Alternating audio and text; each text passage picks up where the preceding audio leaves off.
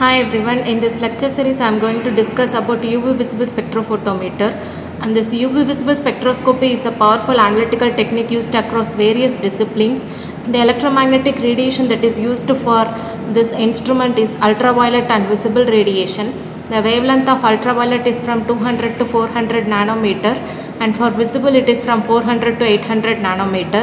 This technique is fundamental for both quantitative analysis such as determining the concentration of a solution and for structural elucidation of organic and inorganic compounds, which is a qualitative analysis. The core principle lies in electronic transitions within the molecules that occur when they absorb light energy, providing unique spectral fingerprints for identification and characterization. The principle overall when in UV visible spectrophotometry, the principle involved in analysis is absorption of ultraviolet radiation.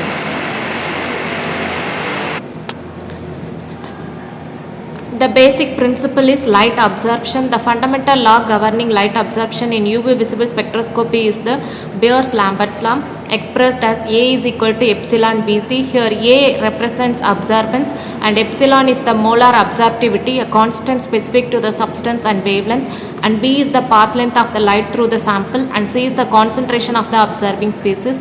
The molecules absorb specific wavelengths of light, causing their electrons to transition from a lower energy around state to higher energy excited state.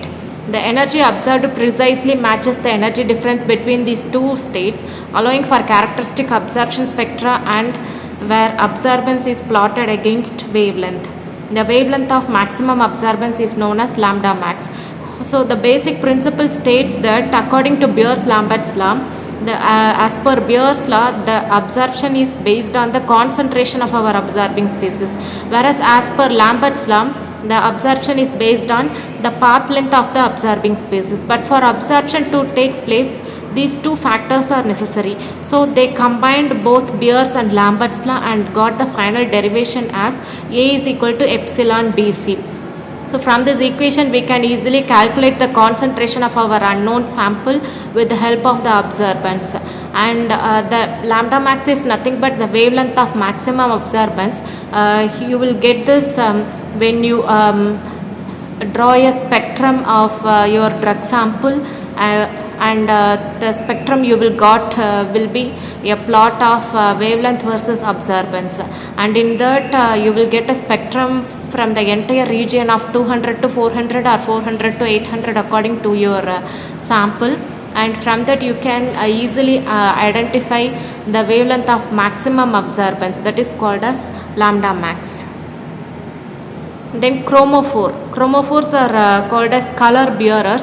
The chromophores typically contain unsaturated bonds like triple or double bonds or atoms with lone pair of electrons. The chromophores are considered as the compounds that produce color to the compounds, or we can say when there is a presence of chromophores, then there will be more absorption. The chromophores are considered as unsaturated compounds, which means they can have either double bond or triple bond or conjugated bonds such as alternative double bonds, or they may contain aromatic compounds such as benzene ring containing compounds. When light interacts with these groups, it promotes the electron to higher energy orbitals, primarily involving n to pi star and pi to pi star transitions. The presence of conjugation, which is an alternating sequence of single and double bonds, extend the electron system and typically shift the lambda max towards longer wavelengths. So as these transitions are taking place, when compared to the normal spectrum, the lambda max of that particular compound will move toward a longer wavelength, that is around 400 to 800 nanometers. So the examples for chromophores are considered as carbonyl groups, n to pi star transition often seen in ketones and aldehydes, and alkene groups, pi to pi star transition characteristic of compounds with the double bonds, and then benzene ring conjugated pi system leading to multiple pi to pi star transitions. Then we have oxochromes. So oxochromes are considered as supporting groups to chromophores. Oxochromes are functional groups that by themselves do not absorb UV or visible light in the typical range. However, when attached to a chromophore, they have a profound effect on chromophore's absorption characteristics.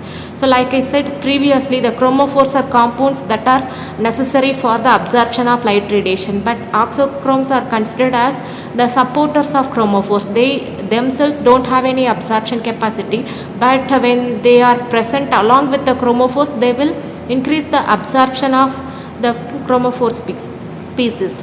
They can either intensify the absorption, that is hyperchromic shift, or shift its peak wavelength, either bathochromic or hypsochromic shift.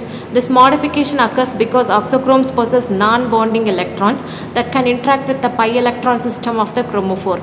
This interaction can extend the overall conjugation of the molecule, stabilize the excited state or destabilize the ground state, thereby altering the energy gap required for electronic transitions. Common oxochromes include hydroxyl, amine and halogen groups. For instance, aniline, which has a amino group attached to a benzene ring, absorbs around 280 nanometer, a significant shift compared to benzene's 255 nanometer, illustrating the oxochromes effect. So as we can see, they have given two examples. One is benzene and another one is aniline. The lambda max of benzene is 255 nanometer, but when you look at aniline, aniline has an extra projection, extra supporting group present in the benzene ring. So its wavelength has shifted towards 280 nanometer, which means the aniline is required for a longer duration of time in the excited state, so it can be able to observe the longer wavelengths. So these chromophores and oxochromes are considered as the main constituents that help in absorption of the light radiations, and they are the species that are behind the principle of UV visible spectrophotometry. Thank you.